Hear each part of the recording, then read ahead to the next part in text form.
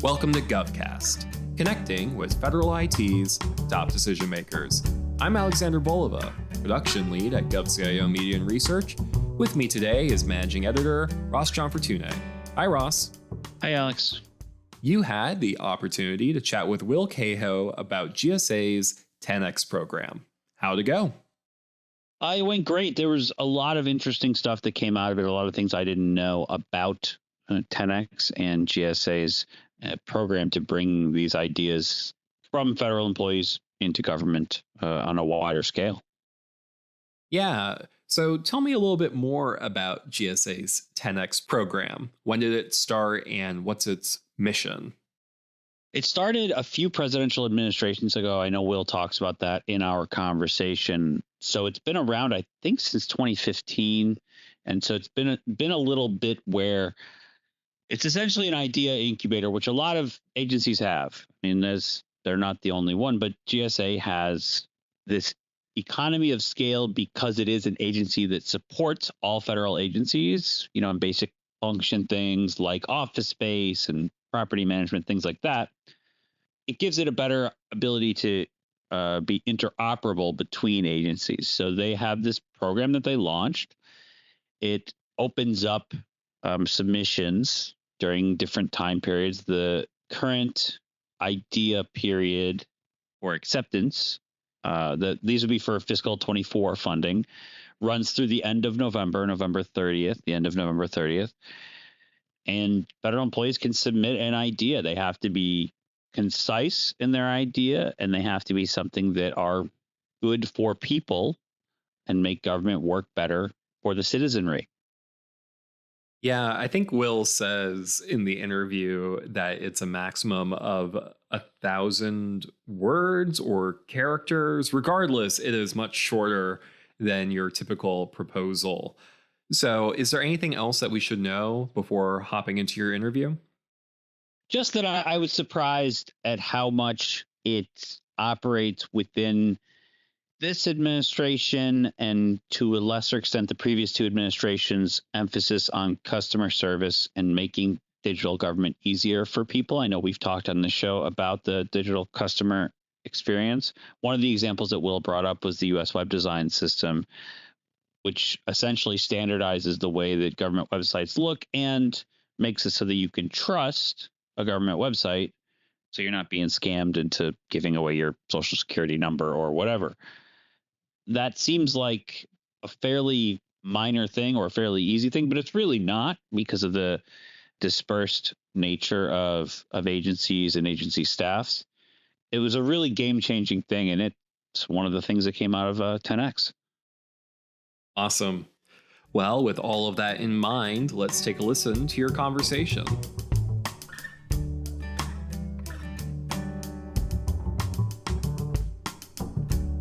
Will Cahoe is the communications and outreach lead for GSA's 10X program, where the agency crowdsources ideas from federal employees and funds them, thus turning the ideas into products that improve the experience the public has with the federal government.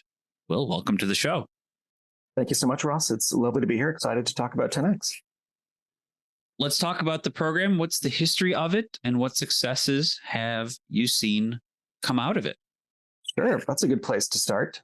So I will take us back to 2015, thereabouts. And I think what was going on back then is there was a growing realization in the federal space that some IT projects and some IT practices maybe weren't delivering in the way that folks had hoped. And I think there were some high-profile stories in the media and elsewhere around government IT projects.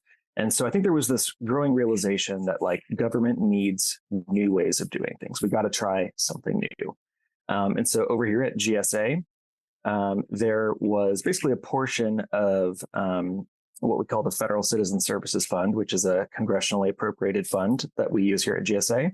And a portion of it was basically set aside for new, good for government products and services. Which is a great mandate and a cool place to land for me, speaking selfishly. But the question then became, okay, so what does it mean to do new things? What does it mean to try new ways of IT modernization in government? So how do we responsibly govern this fund? How do we really deliver for the taxpayers on this mission? And so we kind of looked to the private sector and we thought, okay, let's look at what the tech companies, the private sector are doing. Let's look at the venture field. Let's go out and learn from people and figure out some ways of doing things, some ways of testing new methods. And so kind of ever since then, we've been continuing to ask that question of what's the private sector doing and how and if we can bring some of those practices inside of government. And we've basically been doing that since 2015, and we're still going strong. And I think we have a lot to show for it. Regarding your second question on some successes, and I was thinking about this. Like I mentioned, one of the values in 10X is to produce good ideas and uncover problems in addition to sort of shipping products. So as far as success, I'll actually tell you a story of one of our cool offerings and sort of where it came from. And so I'll take us again back to 2015, 2016, around that time. And this is when at that stage, 10X was doing in-person pitches, sort of, you all have seen some of those TV shows with investors and entrepreneurs go up and they make their pitch. So we sort of modeled it off that. And one day we had a civil servant, just like, all the other federal employees in government with creative ideas. And she came into the room and she had a stick of papers about this thick. And in front of the evaluation panel, she taped all of these pages up on the wall and basically said, "What do you notice?" And what everyone noticed is that these were screenshots of a bunch of different government websites. And what people noticed is that there was no real consistency, not only in branding, but also maybe in sort of quality or modernization, right? Some of these websites looked very modern and up to date. Some of them looked maybe insecure. Some of them were in plain English. Some were in deep legalese. Some had English only, and some offered some translation. And so her idea was basically like, look, what challenges could this present to people? What if you have some kind of an intellectual disability? What if you're a newcomer to the country? What if you aren't particularly tech savvy? What you would need to do is navigate all of these different digital government properties and have this really inconsistent experience. And so the question was, are there resources? Are there tools that government can provide, shared services technology that web managers all across the government can use to deliver really modern, excellent digital services? And what that project eventually turned into is the US Web Design System, which you may be familiar with. This is a platform or a suite of tools, I should say, offered by GSA. There's all kinds of components and guidance for federal employees all across the government working in digital who can learn and use components and share everything that the design system has to offer. So I think that's a good example of a success in uncovering a problem, as well as a success in delivering a solution. And I think, the design system's been around for a while, but I think it's continuing to deliver success in that there's a team behind it. They have a plan for the future. It does appear that it's here to stay. It's getting a lot of traction. It was mentioned in some of the recent customer experience and digital recommendations and guidance that have come out. So it's really gotten recognized, and it's around to stay. And that all came out of 10X and really just asking federal employees to say, what are your observations? What problems are you seeing? And to elevate them and bring them to folks who can turn them into real projects and make them happen. So I think that's kind of a good story of the history of 10X and one of our more prominent projects recently. Yeah, it really was featured pretty prominently in the recent OMB memo on digital government. So that's certainly something that, you can really see it applied.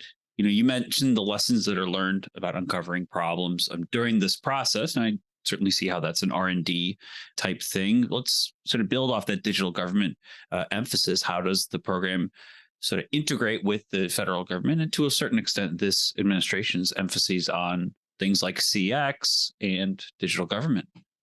Sure.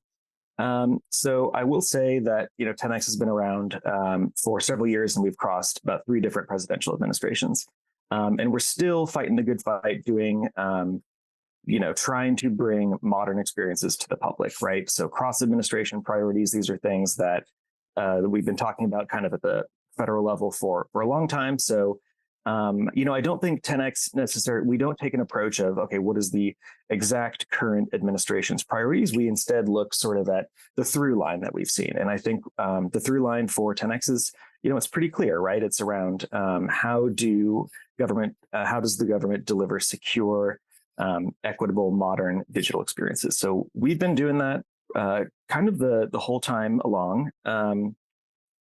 Yeah, so there actually are a lot of sort of synergies and overlap between some of the things that we're seeing from these memos, from the guidance, and that 10X is doing. And I think one of the strengths of 10X is that, and this is something that I think that civil servants really have a unique, incredible opportunity here, which is to sort of bring your whole selves to work, right? So we exist out in the world. We go to playgrounds with kids. We go to board meetings. We read the newspaper. We see the media. So I think we have a sense of what kind of a pulse on what's going on in the country. What are people talking about? What sort of concerns do people have? And I'll give you a really good example. A federal employee who submitted an idea to 10X, and like I mentioned, every single project that we funded comes from an idea. And what this person said was, 10 years ago, there was a tragedy in my family. I lost a loved one, and this was a very difficult time for my family. I was trying to find a way to help an elderly parent kind of in this difficult time, looking through different government programs to see what might be out there. And what she noticed was like, look, this is a difficult time for my family. The last thing that we really want to be doing here while we're trying to grieve and move forward is deal with, trying to navigate through different government silos. And so what if, this was her idea, what if government could communicate the types of services information and the benefits information that people are looking for in a way that aligns with their actual lived experience, right? Because people live in experiences. We don't live in government silos.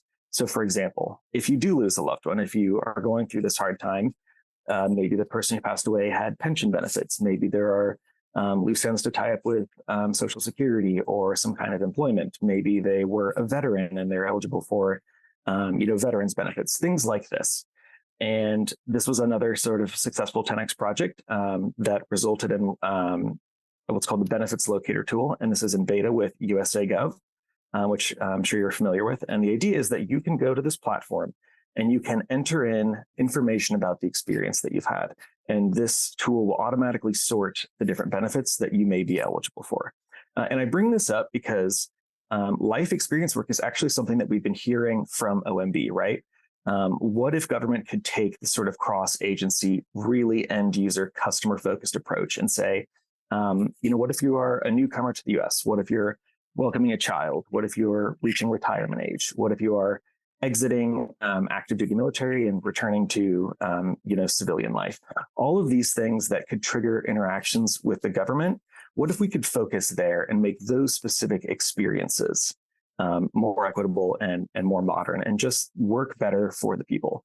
And so this isn't something that 10X chose because it aligned with, say, this specific life experience work at OMB, but it really aligns nicely. And I think that's something that 10X, we always try to keep in mind as we're making our investments, which is aligning not necessarily with anything specific, but with things that GSA wants to see happen, things that are cross-agency, things that are related to capitals, things that you can really point to as high-level government priorities that could really use some attention.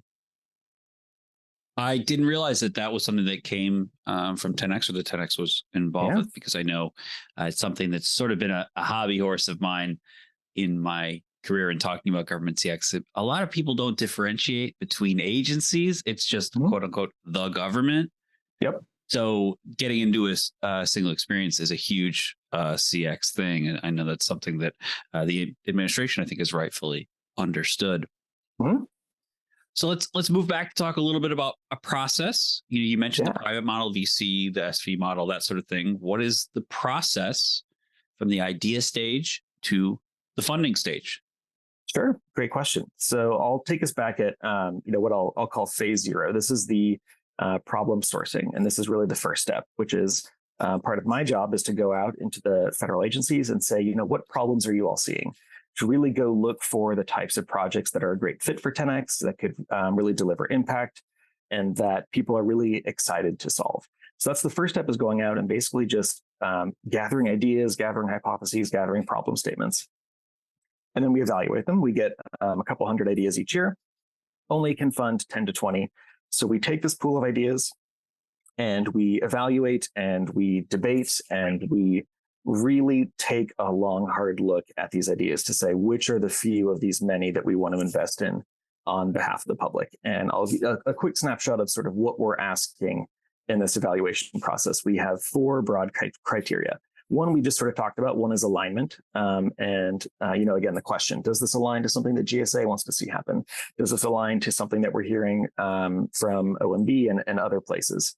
The second criteria is clarity. And it's important to note here that all the ideas we receive are under 1,000 characters. They're literally 3 sentences. And so in that space, you have to condense a big idea into something digestible.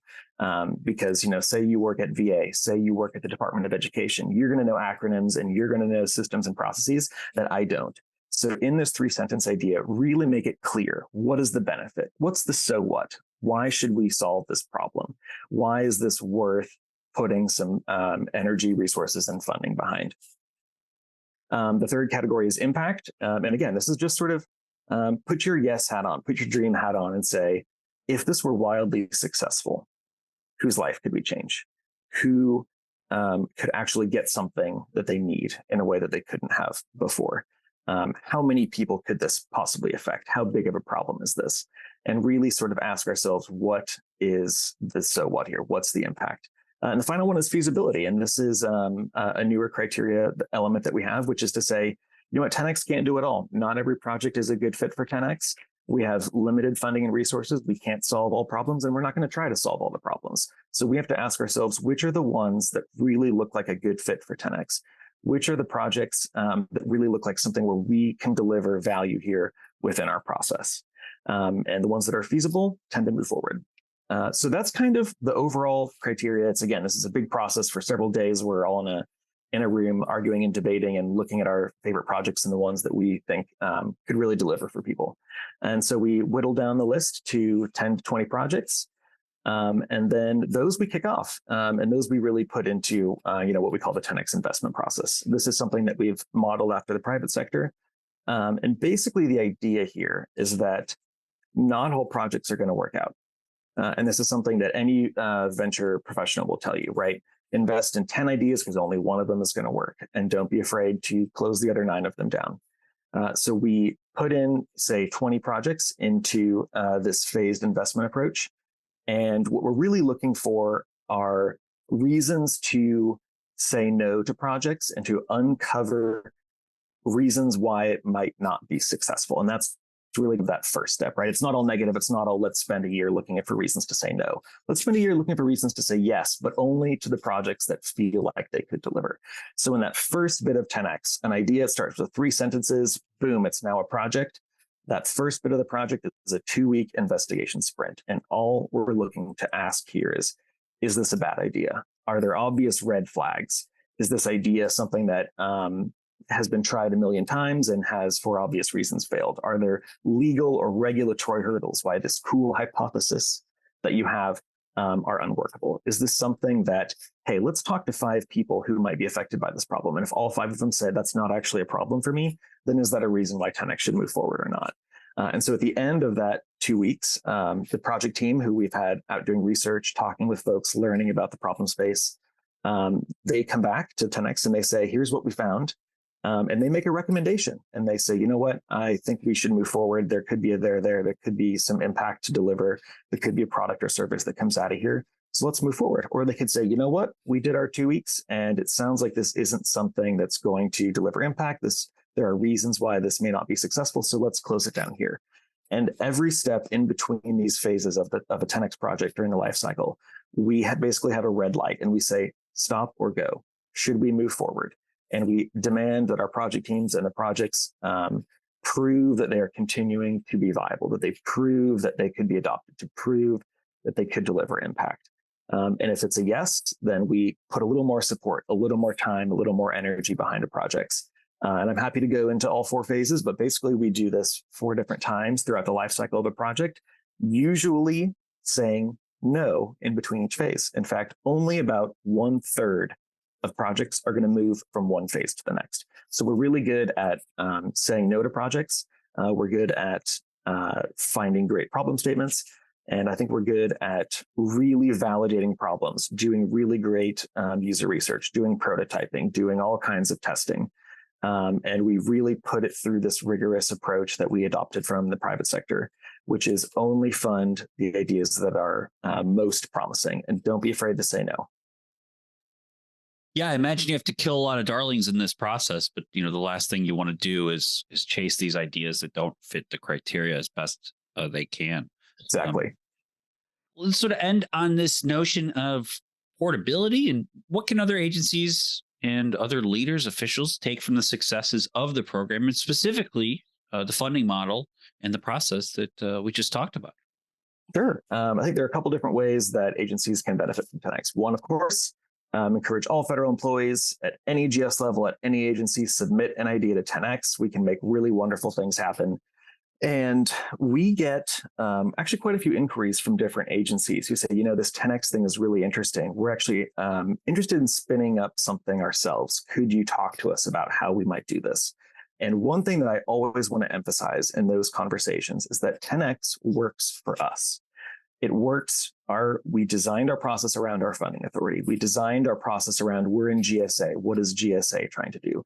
We designed our process around the talent, the incredible talent that we have access to here at GSA. We have the best technologists in the federal government, and that's a reason why 10X can do the things that we do.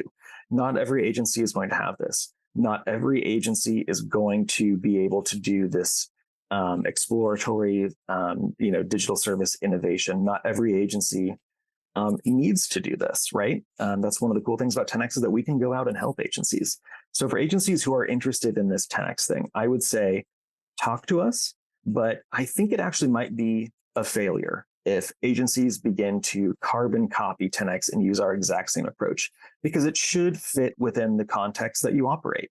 And I think I would be surprised, but delighted to learn that, hey, the exact 10X model that we have could really function and fit well within every agency. That would be wonderful. I'd love to see that happen. But really, I would encourage agencies to just say, you know what, the value here isn't in finding the perfect model. The value here is in innovation. And the value here is in lifting up the creativity of civil servants at every agency to say, you are on the front lines of public service. You are doing the mission delivery. What problems do you see? What opportunities do you see? How is the government using technology in a way that's not serving the public? What are ways that we can try new things? That's really what I hope folks take from 10X. In addition, I'll also say that everything we do is open source. Everything we do is designed to be applicable across agencies. And so if agencies are interested in learning about some of our products, that's another great way. Build with us and use our stuff. And I encourage folks to check out our website, get in touch with me, 10x.gsa.gov, 10x@gsa.gov is our email address. And I would love to talk. I love talking about 10X, love to see what other agencies are doing and to talk about how we can continue fighting the good fight for innovation in government.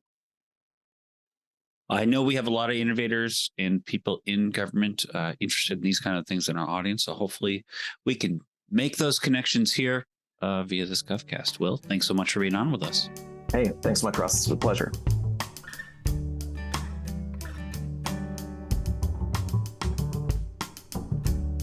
Thank you, Ross. That was a great interview with Will. Before we let our listeners go, are there any last highlights or takeaways that you want to leave them with? Again, just if they are federal employees, they can submit an idea at GSA's 10X website, which you can Google. The deadline to submit ideas is 11:59 p.m. on November 30th. So they can just go to the website and submit ideas there. I think it is 1,000 characters, so make sure to be brief. All right. You heard Ross. You have, I think, at the time of this episode's publication, 1 month to get your ideas submitted. Well, thank you, Ross. Listeners can tune in next week for a brand new GovCast, but until then, if you like what you heard, make sure you leave a 5-star rating and a review on the podcast platform of your choice, and tell a friend. We always appreciate growing our audience. I'm Alexander Bolova. I'm Ross John Fortune. Thank you for listening.